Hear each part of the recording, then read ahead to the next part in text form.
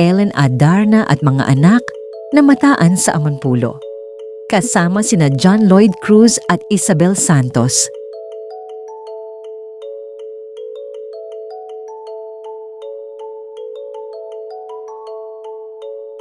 Isang masayang tagpo ang ibinahagi sa social media. Kamakailan kung saan makikitang nag-i-enjoy sa isang bakasyon sa sikat na isla ng Amanpulo, sina Ellen Adarna at ang kanyang mga anak, kasama sina John Lloyd Cruz at Isabel Santos. Sa gitna ng malinaw na dagat at maputing buhangin ng Pamalican Island sa Palawan, kapansin-pansin ang masayang samahan ng grupo. Relaxed at tila walang iniintinding problema ang bawat isa habang ine-enjoy ang pribadong bakasyon sa isa sa mga pinaka-eksklusibong resort sa bansa.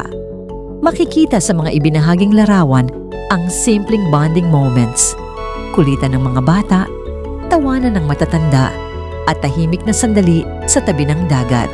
Ipinapakita lamang nito na sa kabila ng kani-kanilang buhay at responsibilidad, nananatiling mahalaga ang pamilya at pagkakaibigan. Para sa marami, nakakatuwang makita ang maayos at magaan na samahan ni Ellen at John Lloyd, lalo na't may anak silang si Elias. Ipinapakita nito ang isang magandang halimbawa ng co-parenting, puno ng respeto at pagkakaunawaan para sa kapakanan ng bata. Samantala, hindi rin nakaligtas sa mata ng netizens ang presensya ni Isabel Santos na tila bahagi ng masayang grupo. Mas lalong naging usap-usapan ng naturang bakasyon dahil sa tila komportableng samahan ng lahat.